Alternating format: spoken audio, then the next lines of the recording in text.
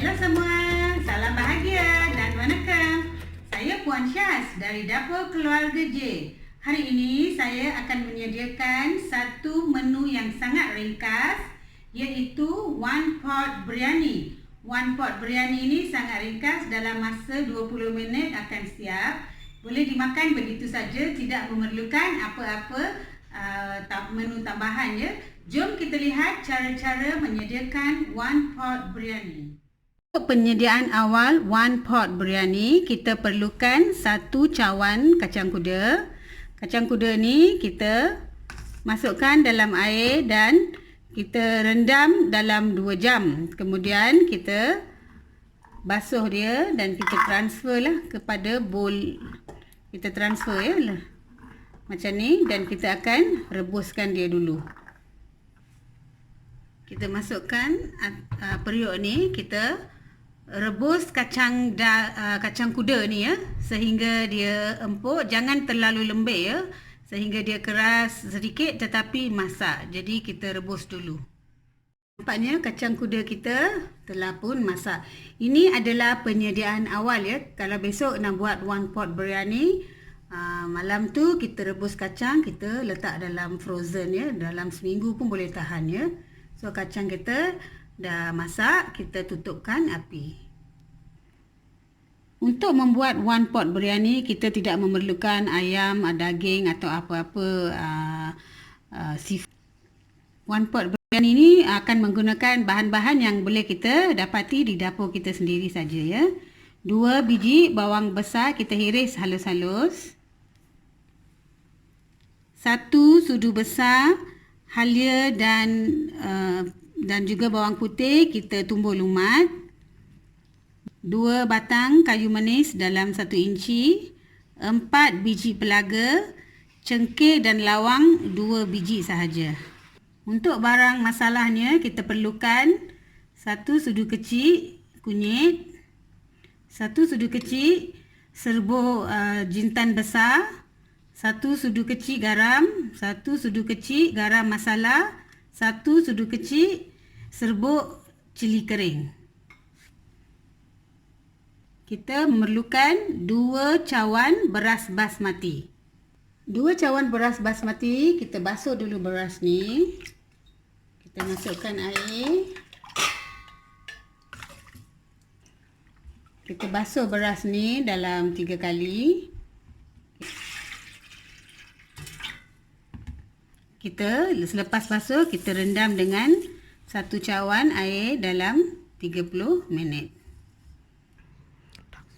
Kita juga perlukan sedikit daun pudina ya. Dalam PKP ni kita tak ada daun pudina, tapi saya duduk apartmen. Saya ada tanamlah sedikit pudina. Kita petik sini je lah ya. Kemudian saya ada sedikit Thai basil sebab saya tak ada daun ketumbar. Jadi saya gunakan sedikit Thai basil. Ini dia hasil ya, sedikit daun pudina dengan Thai basil saya tanam di apartmen saya. Saya akan gunakan untuk one pot biryani nanti. Kita panaskan periuk, kita masukkan dalam 3 camca minyak masak. Minyak dah masak ya, kita goreng bawang merah 2 biji yang kita potong halus tu sehingga garing.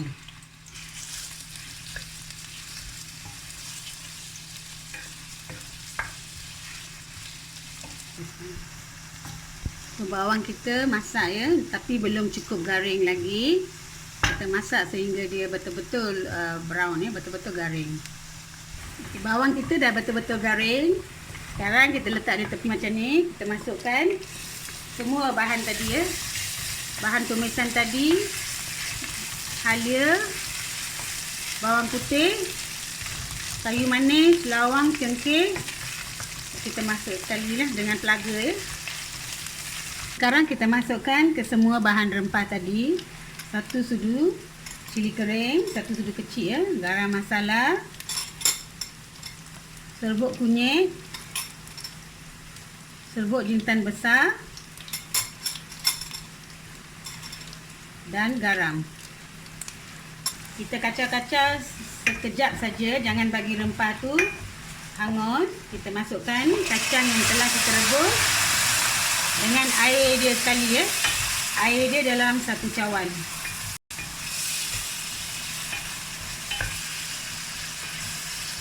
Bagi dia mendidih sekejap, kita masukkan 2 cawan beras yang telah kita rendamkan dalam setengah jam tadi, beras basmati. Kita masak hari ini 1 pot biryani menggunakan bahan-bahan yang ada di dapur kita ya. Jadi MCO ni, movement control, lockdown, tak payah kita keluar beli ayam ke ikan ke. Kalau dah habis stok tu, kita masak apa yang ada ya. Masukkan 1 cawan air. Kita biarkan dia mendidih sekejap. Kita masukkan daun pudina dengan sedikit basil yang telah kita petik tadi. Kita biarkan nasi masak seketika ya. Kita tutup ya biar nasi masak. Okey, dalam 10 minit kita kacau sekali saja. Kacau sikit. Biarkan dia masak api yang rendah 10 minit lagi.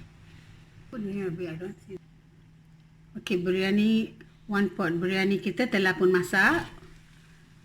Ya, macam ni lah ya. Kalau kita tengok ya, bawah dia memang tak ada air lah.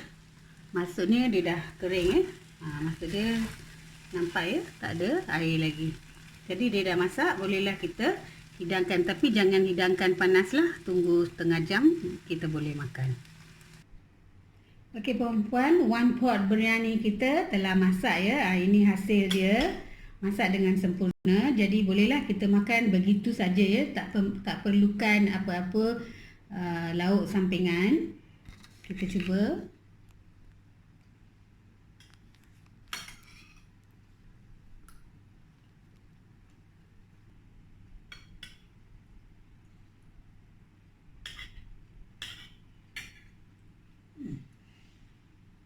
Sungguh sedap ya. 1 pot biryani ni memang berkhasiat, mengandungi rempah ratus yang baik untuk badan kita.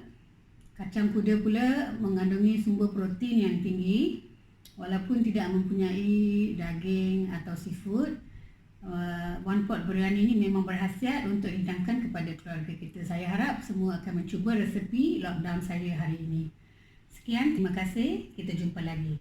Nandri Vanakkam.